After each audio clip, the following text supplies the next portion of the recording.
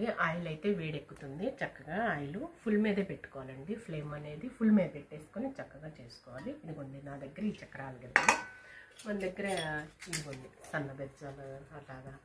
ఇక ఇదిగోండి ఇదొకటి స్టారు, తర్వాత ఏమో వీటిని చెక్క పకోడీలు, ఇదేమో పాల తలకలది పెద్దది చేయించాను. ఇది మామూలు 3 బెజ్జాలది, ఇది పాల తలకలదేనండి.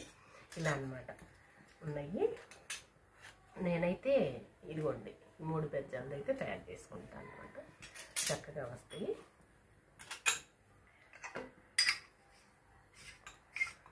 ఈ ఫస్ట్ ఇది తీసుకున్నానండి. ఇంకా దీంట్లోనే చక్రాల గిద్దలు తయారు చేసుకుంటాను. ఇదిగోండి కొంచెం చెయ్యి అనేది ఇలా తడుపుకొని మనం పిండి అనేది చూసారా ఇలా కొంచెం గట్టిపడింది పిండి. కొంచెం ఇలా ఒత్తుకొని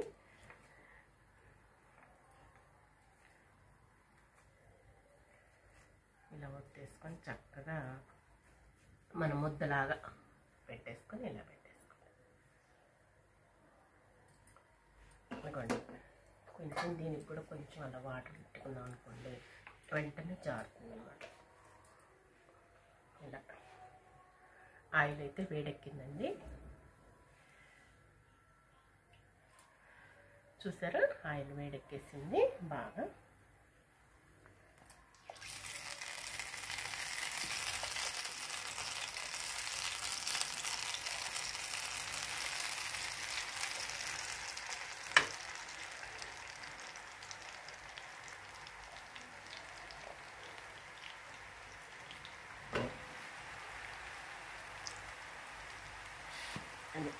మళ్ళీ ఇట్లాగా మళ్ళీ మనం చక్కగా మళ్ళీ ఇది తీసేసుకొని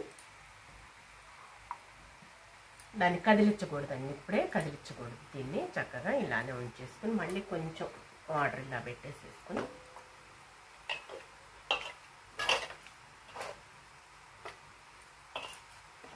ఇప్పుడు ముద్ద అప్పుడు కొంచెం ఇలా కలిపి పెట్టేసుకున్నాం అనుకోండి స్మూత్గా ఉంటుంది.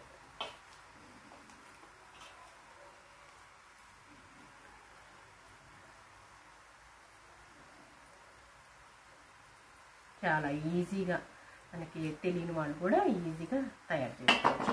మామూలు పెద్దవి ఇలా చుట్టే ఉంటాయండి, అవి కూడా ఉంటాయి అన్నమాట. అవి కూడా చేసుకోవచ్చు. మనకి ఏది కన్వీనియంట్గా ఏది సౌకర్యంగా ఉందంటే అలా.